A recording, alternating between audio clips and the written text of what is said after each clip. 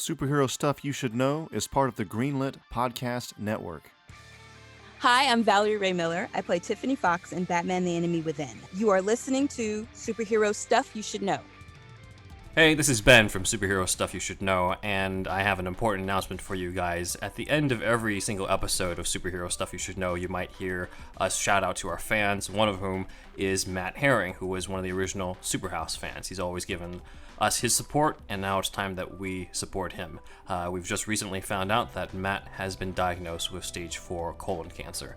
And as a cancer survivor myself, I know personally that there's a lot of emotional and financial strain that comes into that. His wife, Kelly, has set up a GoFundMe account at gofundme.com/f/Matthew-Kicks-Cancer039S-butt. And hopefully you can help reduce the financial strain to that, as well as some of the emotional strain that comes with that. Again, that's gofundme.com/f/Matthew-Kicks-Cancer039S-butt. Matt Herring was the first, I guess you could say, true Superhouse fan. We were Superhouse at that time.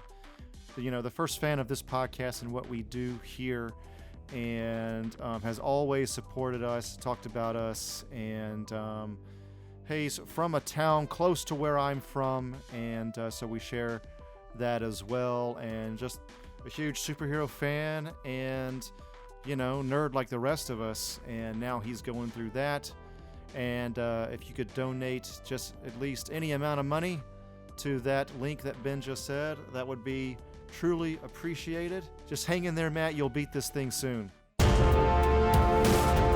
The Riddler has met his untimely demise, and in the afterlife, he meets an unlikely ally. Riddle me this. Why am I dead? How did I die? No, seriously, I have no idea. I blacked out, and then I'm here. And a riddle for me. Who is this guy in front of me? This bald man with a ponytail in the back. Did you happen to see the manner in which I shuffled loose my mortal coil? Is this the astral plane? It's whatever you call it, man. It's nice. Who are you? I'm Chad. And Chad, can you tell me how exactly I got here? I don't know, man. I think you might have died. Well, that's obvious, but I blacked out before I died, and I have absolutely no idea how I got to this astral plane. I think I might have seen it, man. I think you were talking to Batman on some sort of yacht, and I think this little... it just looked like some girl just shot some sort of poison dart into your neck. It looked really gnarly. Tiffany, I should have known. Is that her name?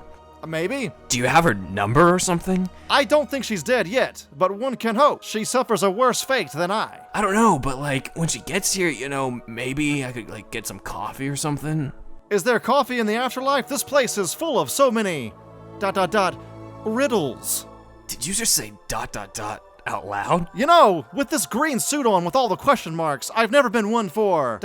subtlety. Ha! St. Peter arrives with a giant list. Looks like we have a newbie. That would be me. What's your name, young man? My friends call me Edward Nigma, but you can call me the Riddler. Well, I have to look up a few names now, so let me just go over my list and...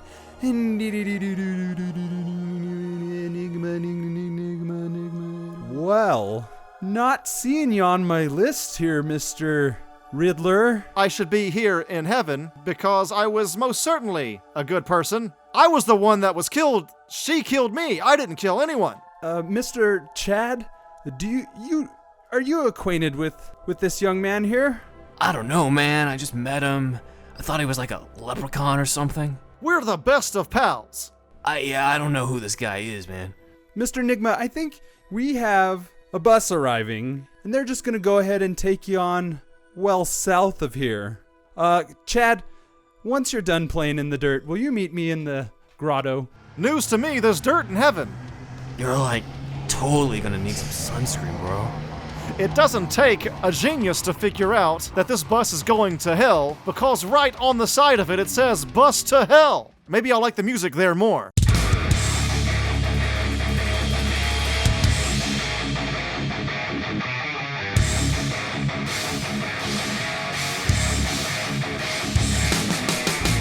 Welcome once again to Superhero Stuff You Should Know, a SuperHouse podcast. This is once again your co-host, Ben, the man who knows too much about Batman. And with me is... Andrew, everybody, how's it going? And this is Wolfie. I met Batman once, but nobody believed me. And we still don't. And then we have... Damn it. Iron grip handshake. We have a very special guest with us. As our listeners know, the TellTale Batman video game series is one of our favorite takes on the character and the mythos. In Season 2, Batman the Enemy Within, the game took a relatively obscure comic character under the form of Tiffany Fox and gave her a very vital role in that season, making her a lot more interesting, more compelling than she's ever been in the comics, making her into an actual character. And our special guest was the one who brought that version of Tiffany Fox to life. Please welcome Valarie Rae Miller. Yay! Yay! Yeah. Thanks for having me, guys. Thank you for coming on. Of course. So, I guess getting right into it, before becoming involved with Batman the Enemy Within, were you ever a superhero fan, a Batman fan growing up? Yeah, I like Batman, but I wasn't like super heavy into the comic books, and I never played the video games, so I had no idea about any of it. Does that help? Well, that's okay. Our video games growing up were not that great when it comes to Batman, as we covered in an episode. So. Yeah, we actually spent 3 episodes on that. 4? Did we do 4? Something like that. Close to 4, 2 of them being on the TellTale series. So 2 TellTale ones. Yeah, yes, The Enemy Within got its own episode wow. because there's so much to talk about on that. But yeah, it's there was not a lot of great video games compared to where they Not are at now all. with it, especially with Batman. Yes. Now you can be the Bat. Indeed. So you grew up just to piggyback off of that real quick, Ben. You grew up watching you went to all the what do you call it? 89 Batman movie, the Michael Keaton one, all that, the ones in the 90s. Yeah, for sure. Do you have a favorite out of those?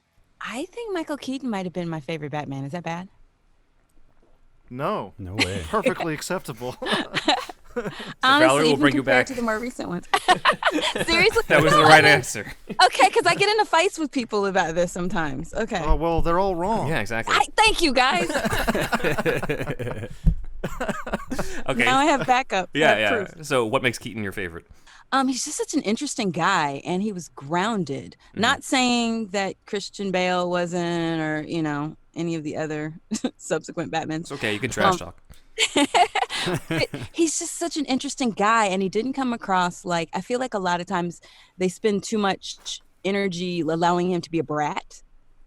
Yeah. Interesting. I get that gives him more scenes to kind of for what you call it, for Alfred to be like, "You're wrong, sir," or something like Yeah, that. That's yeah. really I could see why they do that. Maybe but yeah, it does it's come time off as to grow annoying. up. Yeah, I'm not interested. I'm not interested. Yeah, I'd maybe much that. rather him be a little smarter. Mm-hmm. Right. Yeah.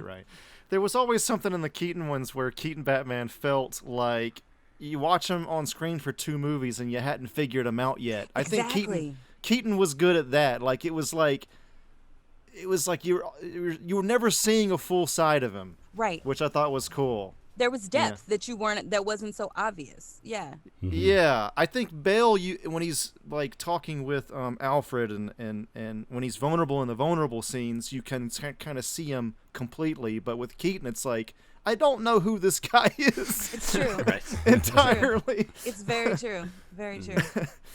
So, more of a general question, but what made you get into acting in the first place? What was the spark? You know what? I'm going to say I was always that kid. As a kid growing up, I'm not one of those, there are a lot of actors that just need a lot of attention and they always want to put on a show or whatever. I was never really that, but I always liked understanding where other people came from. I have a lot of empathy as a person. Cool. That's And interesting. And I really enjoyed being able to connect with a character and other people based on that. It was just something different, It felt like a challenge in that way. Communication. Yeah. And That's just great. becoming the other person and kind of exploring empathy in some way or something Yeah, like that? absolutely. And you get to me, and I know this is probably not a common thing either, but I feel like I get along with most people. There's Yeah. there's some people that are just, can I cuss on this? I Yes. don't want to Oh, yes. Okay, there's some people that are just assholes, and there's nothing you can do about it. But Yep. assholes in the entertainment industry. You don't say. I have a hard time right. understanding this concept. Right. But sometimes even within that assholery, Yeah. you can find that there's something that you can connect to with them as a person. Yeah. You know, and I Cool. feel like with acting, it's a way to utilize that. I guess it's kind of a gift I have as a person, you know? Right. Yeah. That's interesting. That's pretty deep reason to get into it, I think. So let me go. Yeah. Does that make it better? So it's not too deep. No. You don't have to do that. Okay. I throw them in there sometimes, just cause. If it'll get me the job, goddammit. You know, to a point. My Yeah, for sure. My yeah. nerdness creeps out too much, so I just let it be. Okay. Nice. All That's right, perfect all way right. to be. I think that's how this. We're whole all thing about got that started. nerdness here. You do a thing about superheroes. I never would have guessed. Yeah. Yeah. I know it's a surprise. Just bear with us. So in recording the TellTale series, did you get to interact with the fellow cast members like Troy Baker, or did you record everything separately? I did one day, my first day. I met Troy and my dad. It was McAvoy, right? I met them the very first session they brought me in to record, and it was hilarious to me because I didn't suspect, or you would not expect looking at them that those voices would have come out of them. Right. Yeah. That's awesome. It tripped me out a little bit. It really got Sign me. of a great voice actor. Yeah.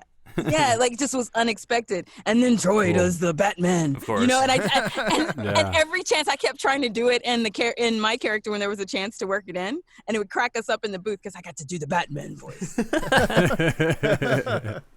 Oh, that's awesome. I was going to say most of the time, or on other occasions, you're just coming in and recording your stuff solo. Yeah, absolutely. Okay. You're not even in the booth, like the directors and stuff, like for me, they're in another state. So they're over headphones. Yeah, that's great. Yeah. So I guess you can do it from home with your setup and everything. Well, now, but at the time we weren't doing Sorry. it. Bless you. Salud. Thank you. So my next question is going to be a spoiler, even a spoiler that we did not discuss in the TellTale Batman the Anime Within episode. So for our listeners, if you haven't played the game and you're interested in it, and you still haven't played it even though we covered it months ago, first of all, shame on you. But second of all, you can pause it here, skip over this question because it's a huge spoiler. So my question is, what was your reaction to finding out that you had killed the Riddler? It was the way I found out, I should say, probably colors it a lot because you don't see the entire script before. So you're reading and you're learning what's going on as you go. So I was incredibly surprised because So were we. you read right, and you read so many versions because you know how it is. If you make a different choice, you wind up going a different way, right? And they didn't do them in order, so I wasn't even really sure entirely what was going on. Oh. So I was like, hold on, wait a minute. What just happened? I was so confused. But yeah, I liked it. I thought it was great, actually. It is But a hell of a twist. I was really surprised. Yeah, I was really surprised. And I'm How telling often you, does the Riddler get killed, you know? right. It's probably not that common. I have no idea, but I'm just telling you, when you're reading the lines and, you know, like I said, they're not in order. They're not necessarily in chronological order. They make it as hard as possible for their actors. Yeah. Nobody in the room, out of order. Yeah, exactly. I'm like, dude, Yeah. what just happened? Did it happen the way I think it did? They're like, yeah. Okay. Did I just kill the Riddler? Right, exactly. So yeah. Ben, being the Batman expert, you what's the list like for those who have killed the Riddler? How short is that list? I believe Valerie's Tiffany is the only one. What? I can't Yes. really DC think of, trivia. And the crowd goes wild. Yes. Riddle me this, who's dead, bitch? I love it. Love it. I think there was it was a dream sequence, so it doesn't really count. But in Titans, they showed a dream sequence of Batman having killed a whole bunch of people in Arkham. But again, that was a dream sequence, so it technically didn't happen in that canon. So I think we're still left. And even if Dream sequence. even if it did happen that way, I think the TellTale series came up before that show anyway. So you still beat them to the punch. You still are the first, even if you're not the only, you're still the first. Kiss my ring. Who's the master? Right? Is that fucking Show Enough? That's right. Well, Last it's Tiffany Dragon? Fox now. Oh yeah, that's right. Kiss my Converse. Oh man, that's one of the best. Okay, Yeah. So you were Reaper on the CW? Also Yes, in sir. Reaper, yeah. Yes. Also in Reaper, I mean, yeah. So are you interested in any more CW roles? It seems like now that you got some DC stuff under your belt and you got CW under your belt, maybe it's yeah, I don't know. I'm just putting out ideas out there. I mean, is it, going to be on the CW anytime soon? That's what If I'm they asking. want to pay some rent, I'll go. It's an honest answer.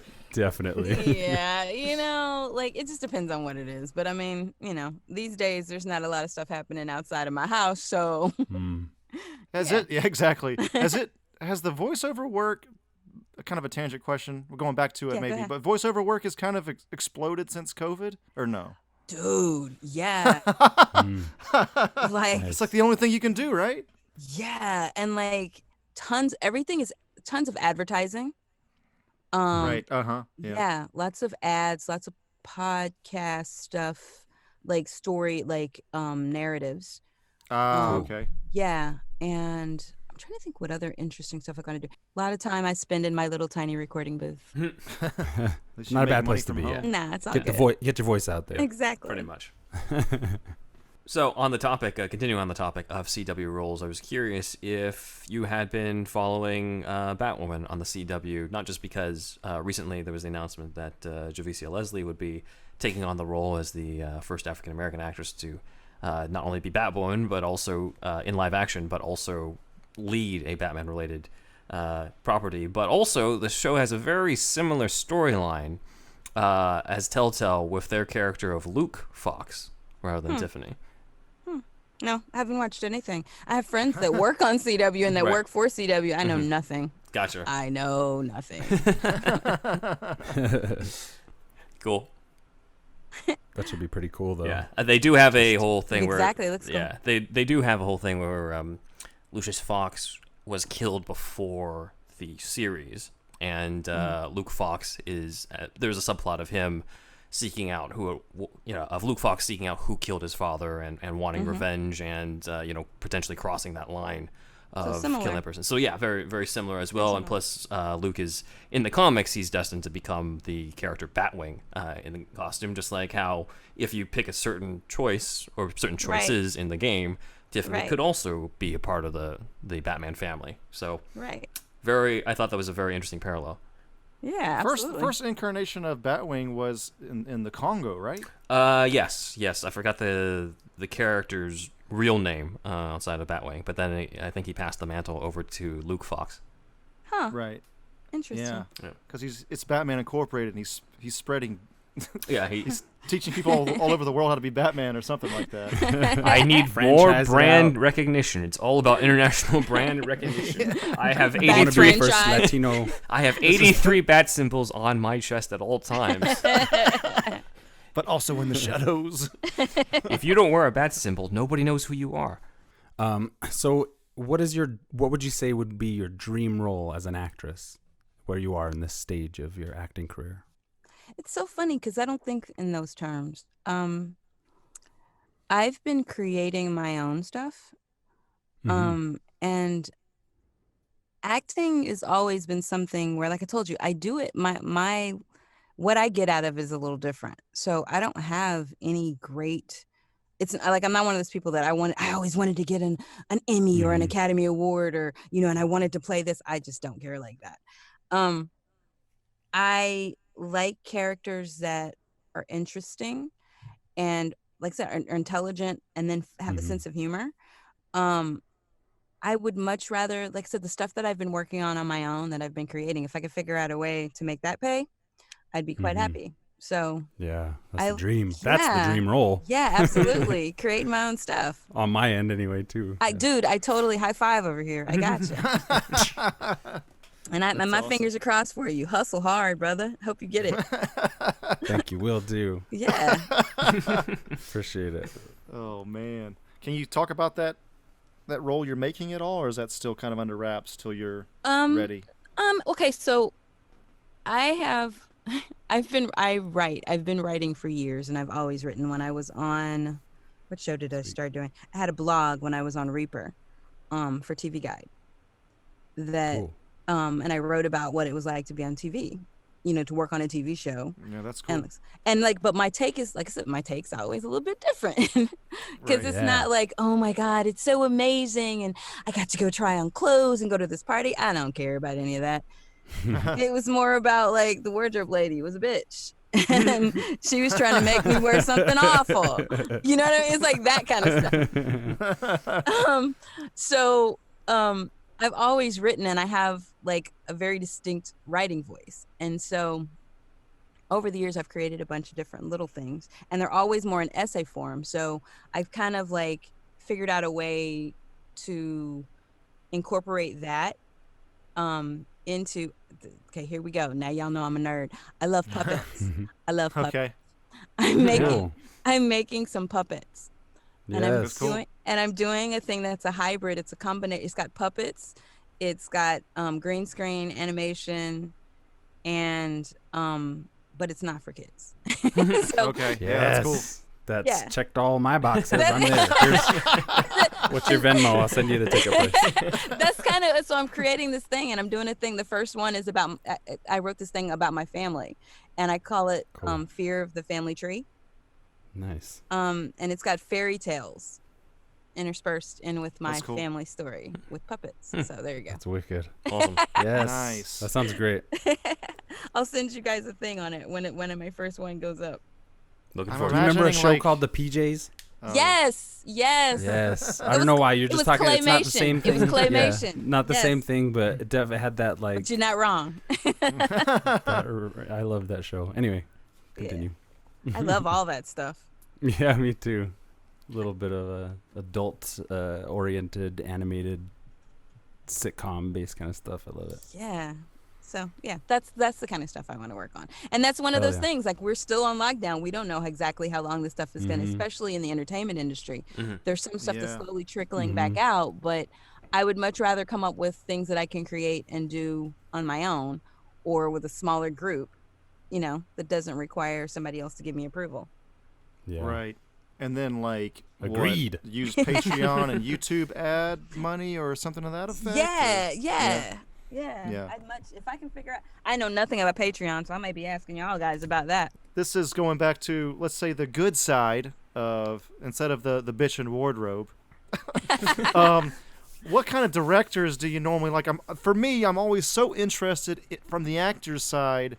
What do they want out of a director? Like, you want a director just kind of let you do your own thing, or do you want, like, a lot of input? Like, do you want, like, your motivation, or do actors pretty much already know that stuff when they go in, because you guys are professionals, you know what's up, but like, what do you want from a director generally? You want to hear a funny thing? I've been very fortunate, and I've worked with a few people that have won Academy Awards and shit. have won Emmy. Yeah. And what's interesting to me is the people that have the best product typically, they'll give you some notes and give you a direction, but they let you go. Interesting. And people that micromanage the most tend to not have as high a quality product. That sounds bad, but I mean, that's kind of how it works. That makes a lot of Collaborative sense. process. Yeah, absolutely. So like, example. So like, James Cameron. Yeah. I was on Dark Angel, and Ooh, yeah. Jim did what turned out to be the finale that wasn't supposed to be. That was one of the craziest, like, shooting schedules. Like, we at the time, I'm sure it's happened, it's 20 years ago. I just did an interview about Dark Angel 2 days ago, which I think is really bizarre. Cool. I love that show. It was a cool show. It was a really cool show. But Jim actually directed, the last episode that we did, and he had the longest shoot days ever. So people were in this prosthetic. I felt for all the actors that were in all the prosthetic makeup that took hours to put on. And we actually had a thing with SAG because I want to say it was over 24 hours, more than one day. Jeez. Oh Yeah. man. Yeah. That's But it was like nuts. it was crazy. But with a lot of people, there were so many people. But he would like ask you a question maybe or give you a suggestion and then you go. That's cool. Do you know what I mean? Cool. But Yeah. I worked with also, I was in La La Land and I worked with Damien Chazelle. And Damien is the same way. He just trusts you to figure it out. Yeah, like he Basically. hired who he thought, like you have conversations with him and they tell you stuff. I also, like on regular television, I worked with some other, I'm not going to go in a whole list and be like that name dropper because whatever. But I've worked with other people that are that way. But I've also worked with people that every line, they're on your man. neck. They're like, come on, no. And they That'd be give you horrible. line readings. It's awful.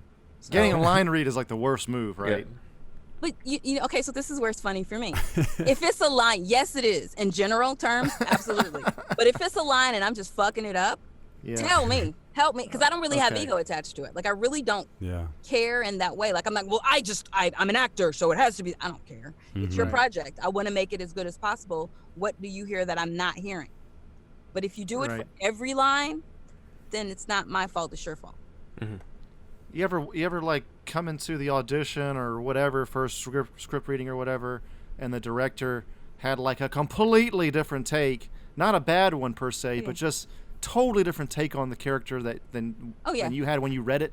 Oh yeah. Oh yeah. Yeah, that happens Yeah, pretty yeah, yeah. often. Yeah. And what happens a lot of times when you're in a regular audition, I kind of operate funny with that too, because I feel like you guys already mentioned, it's a collaborative process. So I go into it thinking it's going to be fun. And I like an audition where they give me an adjustment because that means they Okay. wanted to play. Yeah. 'Cause Cool. they saw something and they want to play. Because the worst is you go, well, oh, that was great, thanks. Right. Yeah. Yeah, that's You true. know? That's true. So tell me, and then, whatever. But a lot of times my takes are different than what people initially saw anyway.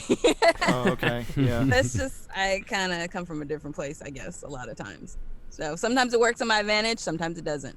But I will say again, a lot of the people that get me are the ones that wanted somebody that came in with something that they've already kind of had, and they'll adjust you because maybe something doesn't make sense that you didn't know from the story, right? So, Right.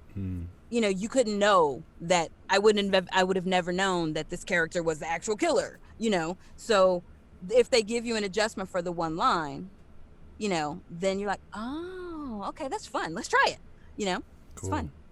And then Sounds you can cool, play yeah. that subtly into your performance, which could be Absolutely. like some foreshadowing or something. Absolutely. I did one. That's incredible. I did one series, and the executive producer, they brought me in for something years before, and then the casting director was trying to find a job for me, so he kept bringing me in for random parts that didn't sound. They bring me in for a fat old white guy. They bring me in for I'm not even kidding. You have no. I'd read it and they'd be like, "What?" and they'd just go in. So I'd go. Man. And then they had one character that was close enough to who I was. And I basically got the job because I asked. They said, "You have any questions?" And the questions I asked, the executive producer's eyebrow cocked. And he was like, okay, go. And so then tell me. Oh, sorry. I feel like it's interesting. Like in the producer's eyes, if you're the most off all day, but you're the person that adjusted the best, that's like obviously a huge In theory, plus. yeah. In theory, in theory, Yeah. or and the off is it depends too. Like if there's an off that like if I just totally didn't get any of what they want this character to do in the story, like if my decisions coming in were so wrong for the story, Right. then why y'all even talking to me? So then you probably gave the description was probably crap, Right. Yeah. But and like a lot of those jobs, those are the ones that like I don't get a lot of, like the little small, where you're just the, just like the accessory. I don't get those kind of jobs. That's cool. So All right. And as you shouldn't. One more time. Tell us time to pay rent. What? There was this director. I don't know if you were there, Wolfie, but Wolfie and I went to the same college, and we went to film school in Georgia. Okay. And so I forget his name. He wasn't like a Spielberg or anything, but he'd been around for a while, and he was saying to be known as a good director. For some reason, he has like a Brooklyn accent or something in my memory. To be a good director, hire good actors. That's true. That's it. Yeah. That was his Straight fucking up. advice. And that was his advice. That's absolutely- it. Yeah. He's 100% correct. Yes. Make me look good. Can I tell you, high five? I'm telling you. And I've gone in, like I said, I've gone in to read for some like the big guns, right? And gone really Yeah. far for big roles. And maybe I didn't get it because they went to a name that was already offered. And I've had, directors actually come up and talk to me after and be like, look, I already made an offer to somebody, but I liked you. For, Right. Nice. Whatever. And that they were looking for whatever that was, Right. Cool. Sometimes it works out. Sometimes it doesn't. Sometimes Yeah. you got to slang t-shirts on the corner. Isn't that what you were saying? Yeah. Sometimes you have to start an extremely popular puppet YouTube channel. I'm just saying. Yes. I know the puppet thing is real crazy, but I just, No, it's cool. No, it's good. I'm all There's a about the puppet. website. There's a website called Project Puppet. I'm not sure if you know about it, but they No. have all kinds of designs. The Muppet grade puppets are fairly easy to make. Okay, wait. I know. I'm making them right now. Yeah. Um, Oh yeah. Oh yeah. Okay, wait. Not to get too far off the subject, but you said you were in Georgia. Were you in Atlanta? We were in Savannah. Savannah, Georgia. Oh, I'm one from of my near girlfriends- Atlanta. What school? SCAD. One of my girlfriends is a professor there now. But yeah, she was at SCAD, and then they actually allowed her to move back to Atlanta, so it was a big thing. But I was asking because there's a Jim Henson museum. There's a Muppet museum Ooh. in Atlanta. Oh, wow. So just so you know. I did not even know that. It's weird. I was just in Atlanta for my high school years, so like I know it, but I'm not like from there. I don't know. It's weird. Yeah, It's weird. understood. I get it. I'm the same way Yeah. about Dallas. I Yeah. actually went to high school in Dallas, but I'm not really, yeah, I get it. Yeah. I don't know. It's weird. Yeah. So nowadays you're having or it seems like voice recording is becoming more prominent in the industry for actors and stuff. Two questions, I guess. Has it been like an easy-ish transition to that? Do you prefer being out, obviously in front of the camera, or working in company of people? Also, my side question is, what are the parts that you enjoy most about voice acting against, or how would you compare the two? Okay, first question. Sorry, that was a lot. Yeah, no, it's okay. I appreciate it. He came at me. The first part about transitioning to voice acting, I've been kind of going this way for years now. I barely have on-camera auditions. It's so rare because it's like I fall in a weird category. I'm one of those people where I look like a lot younger than what they think I'm supposed to look like. Awesome. Right. Yeah. Yeah, that's it good. is. In the real world, it is. Thank you, Lord. I got that too. Then you I haven't understand. aged in 10 years. I'm right there with you. I have an uncle that looked the same from the 70s until like recently. Really? You know what I mean? Like, It's just all of a sudden he's 70. Fountain of Zoo. Fountain no, of but then he only aged like 5 years when he did age. Oh, okay. So it's a weird thing. So they bring me in to play in all honesty, I should be old enough to have, kids that are like adults now, like, out of high school Yeah. age, and nobody's casting me as that.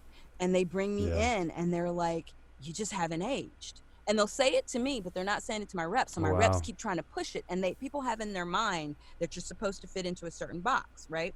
Yeah. So in voiceover, it doesn't matter. Right. So I've gotten to do the coolest things. You guys mentioned my Care Bears. I got to be on Care Bears. Yes. Yes. I've got dude, no.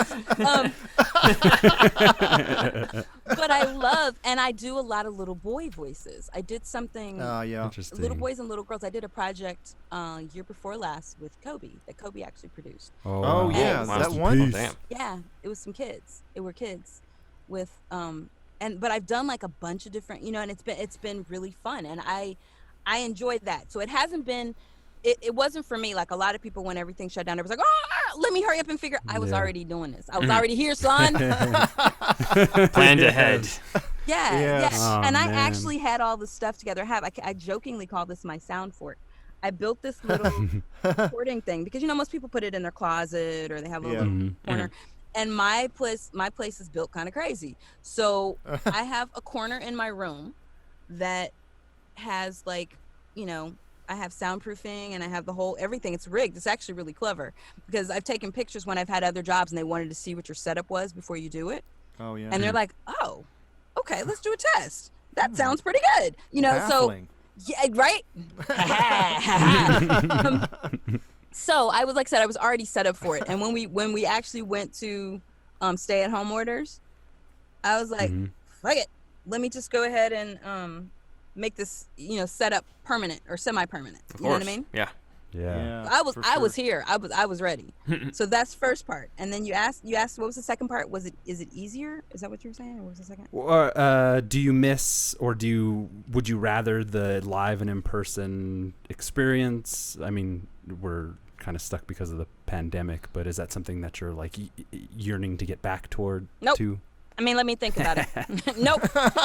Yes. Okay, cool. Glad I asked. I don't. Auditions can be fun. What I don't like sitting in the waiting room with a bunch of actors thinking they're going to psych me out. Oh, wow. It gets like Dude. real It's toxic in the room. Huh? sportsman-like in there, They try. does it? They try. And everybody looks very similar to you, especially if it's on film. Yeah. Sometimes. And then it's really funny, too. There's this one chick who I've known for years. And we auditioned for a lot of the same stuff. We're roughly about the same age, same complexion, similar features. And she's told people that I'm her nemesis. What? Straight up. Nemesis! Yeah. She used the N-word. What? Different N-word. You said it. I can say it. But it was like weird. And I'm like, I was always really cool with this person. And then to hear that, I was like, seriously? Like it never occurred to me. When I go to an audition, I walk into the room without a job. If I walk out with the job, cool. If I walk out without, I broke even. Didn't lose anything. That's true, yes. So that's what it is. And people like, oh, well, you audition so much. And then when I get paid, I'm not paid for the job I'm doing. I'm paid for all the time I took to go to all those fucking auditions. Yeah. That's true. That's how way I to see look it. at it. Yeah. Yeah. That's how it works. So I don't really trip like that. So auditioning, you go in and people have all this stuff in their head and they're trying to like get in your head and they're trying, sweetheart, I'm too old for all that. I was never like, I don't have that in me. I just don't care like that. You know what I mean? Yeah, So- I can see, yeah. Yeah. So I don't miss that. There's some casting people that are awesome, that are so much fun to go read for that I can't even say enough wonderful things about, And so that part's, and then actually the actual jobs. Some of the jobs are fun, but then sometimes you're dealing with those people you sat with in the waiting room acting all crazy. Yeah, definitely. By contrast, the voiceover work just seems so much fun. Dude, I agree. I totally We do agree. skits on here pretty often and stuff, so we pull out our best impersonations and things like Love. that. So I just like on a professional level, I can imagine how Love. that's not just so great. It's so much fun to me, at least, Yeah. And like you guys are doing your own thing with this podcast, right? So you get to decide what it's gonna be, and you get to do like most important. Yeah, I love Yeah. that. I think it's Yeah. great. So Yeah. does that Nice. answer your question? Absolutely, 10 times over. You're amazing. Awesome. I guess this is the last question when it comes to Batman the Animated Within, but I was curious, like, this is a character who, depending on your character choices, she goes in all sorts of different directions, especially by the end. She could either be working for Amanda Waller in the agency, she could be on the run because she confessed to murdering the Riddler, or she could potentially suit up and join Batman. So out of those endings, do you have a favorite? I would like for her to become a serial killer. No, I mean, that's legit too. Maybe Is she's that the a new dream role? supervillain. dude, wouldn't that be fun to become a supervillain? We need to post-haste write a Riddler serial gave her killer the role for taste. Valarie. Would love to be a supervillain. She becomes the new Riddler. Cute. Oh, that's cool. That would be cool, actually. Yeah. Right? Yeah. So before we let you go, is there anything you can talk about as far as your projects that aren't under NDA? Anything you want to plug? My puppets. I don't know. Definitely. We'll throw an ad in. Send some art our way. We'll push it. Yeah, when I do, I'm actually building puppets. That's what I've been doing today. Cool. Awesome. Nice. Yeah, I'm trying to think if there's anything else I should. I have everything is just like I said. I'm just in my little voiceover fort in my sound fort. Yeah, just recording. That's great. Yeah, Nice. recording and making puppets and shooting on green screen in my living room. Awesome. So yeah. Oh, green screen for the puppets? Yeah. Okay, cool. That's I'm cool. telling you, I'm doing a thing. Like I did a test for I've shot a bunch of stuff that I haven't put up, and I'm just not because I'm not a big social media person, so I'm learning, as I'm doing this. And so I shot a video that I called it like a selfie movie. I started it last year, like in October, just for fun. And I wrote this thing called In Defense of Crazy Stalker Bitches. And it's a love story told from the stalker chick's point of view, which is based on a conversation I had with a real person. And she was batshit crazy. And she didn't think she was a stalker. And when you heard her tell the story, it kind of made sense. So I shot that on green screen in my living room, and I played all the characters. Nice. And I'm a dude, like I have a goatee. I look like Justin Bieber with the facial hair. And it's so much fun. So I haven't posted that anywhere, but I started doing it on green screen, and then I learned how to do a thing where I can, like if you're on green screen, you can drop animation in the background. Right. Yeah, for sure. So I started dropping it, and I was like, oh, and then I got addicted. So that's how I came up with doing the puppet thing. So that's kind of my deal. That's incredible. Can't wait to see that. Cannot wait. That's like everything I would ever want to do. That's awesome. So that was Valarie Rae Miller, who voiced Tiffany Fox in the Enemy Within Batman TellTale series. What a fantastic interview. Yes. That was amazing. Won't you guys agree? Yes, it was fantastic Yes. having her. Incredible. Thank you for setting that up, Ben. No problem. The glories of Instagram. Yes, hell yeah. It was from a post where I did a comparison of Tiffany Fox in the game with Tiffany Fox as Batgirl in the New 52 storyline Future's End. That sort of teases that she's part of the League of Batgirls and that she'll in the future become one of the Batgirls herself. But that version of Tiffany is probably like 14 or so in there. So very different from the mid-20s-ish version in the video game. I was surprised she said that she wanted to be the serial killer. Like, I thought she would definitely say suit up. That's badass. I thought so too, know? but that's why I asked, because like you never know. I mean, I didn't think that she would be like, oh, definitely working with Waller, but I wasn't expecting the serial killer part either. So we'll see. She liked the killing the Riddler part. That's pretty cool. It does make it very interesting. Like it's arguably, more interesting than just doing yet another version of Batman goes to the circus and sees two acrobats fall and adopts the kid. Like it's a very different take on how those things would do, how the whole mythos would go, which is exactly what TellTale's known for. They twist everything. They did a great job with all that. But yeah, so thanks for listening, everybody. This has been another great interview. I'd like everybody to join the Shasta Army. That's the $1 tier on Patreon.com. We also have a $3 tier, and the $5 tier gets you behind the paywall, and you can get our Patreon-only episodes, and we have a lot of content there these days. News, sketches, more comedy, and deeper dives. You get the deep dive through the main podcast, but then you get the deeper nuggets from Ben. Even more nerdier shit that I've held back on. Granular as fuck. You need a goddamn electron microscope to see that shit. But we are the microscope, so there you go. Yes. And as always, like to thank Kooky Noms, Matt Herring, Elijah B, Shamrock Balls, and Aaron Willett. Please leave us a review on iTunes. That will help us immensely. And please record a bumper on your phone with your voice recorder app. Just anything would be great, showing your love for the podcast. And if you send that voice recording via your voice recorder app to the email superhousepodcast@gmail.com, you too can be on the show. And I am Thunderwolf Drew on Twitter and Instagram. And please check out Superhero Stuff You Should Know on YouTube if you haven't already. That's it for me. Also, you check us out on Instagram at Superhero Stuff Pod, as well as you can check my Instagram out at Ben Juan Ryder. You can also check out our Twitter at SuperHousePodcast. Nice. Actually, let me say Aaron W. I mean, his Instagram is literally Aaron Willett Kingship or something. Oh, is like it? that. Yeah. Oh, yeah. okay. Yeah. And we've also mentioned his name in like previous episodes, so I'm like, oh shit. it's fine. Okay. Yeah. Okay. This is Wolfie signing off. This is Andrew signing off. This is Ben signing off. Superhero Stuff You Should Know is part of the Greenlit Podcast Network.